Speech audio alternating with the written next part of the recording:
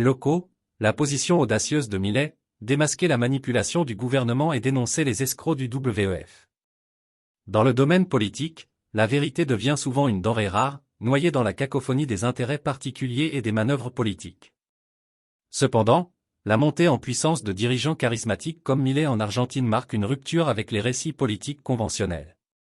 Son affirmation audacieuse selon laquelle les gouvernements exploitent depuis longtemps la peur et manipulent les contribuables trouve un écho parmi ceux qui recherchent la transparence et la responsabilité. De plus, sa dénonciation de mauvaises pratiques présumées au sein du Forum économique mondial, FEM, ajoute une autre couche au discours en cours sur la gouvernance mondiale et la dynamique du pouvoir. L'exploitation de la peur par les gouvernements. L'affirmation de Milei selon laquelle les gouvernements traitent la vache, en créant et en perpétuant la peur n'est pas dénuée de fondement. Tout au long de l'histoire, les dirigeants ont utilisé la peur comme outil pour maintenir le contrôle et réprimer la dissidence. Qu'il s'agisse de menaces extérieures fabriquées, de crises économiques ou de divisions sociétales, les gouvernements ont habilement utilisé la peur pour consolider leur pouvoir. L'approche franche de Milei face à cette manipulation met en lumière la nécessité d'un modèle de gouvernance plus honnête et transparent. Blâmer les contribuables pour les échecs gouvernementaux.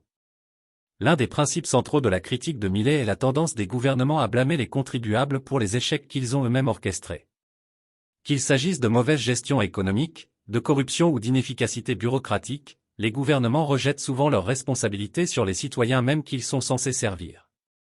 L'insistance de Milei à tenir les gouvernements responsables de leurs actes touche une corde sensible chez ceux qui en ont assez d'être les boucs émissaires des lacunes systémiques.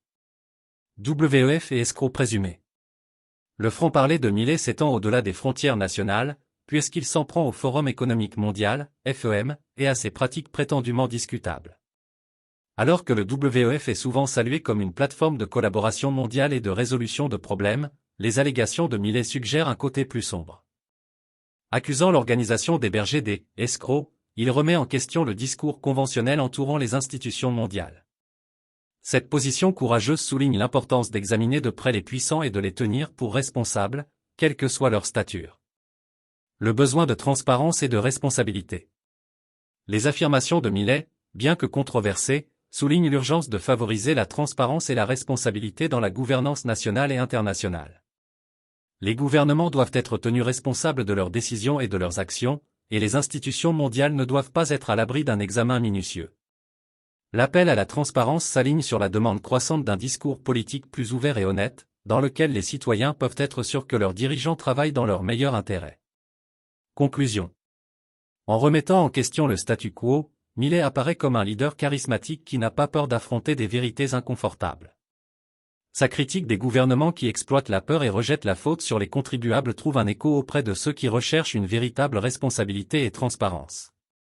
En outre, ces allégations contre le WEF rappellent que même les institutions mondiales ne devraient pas être exemptées de contrôle.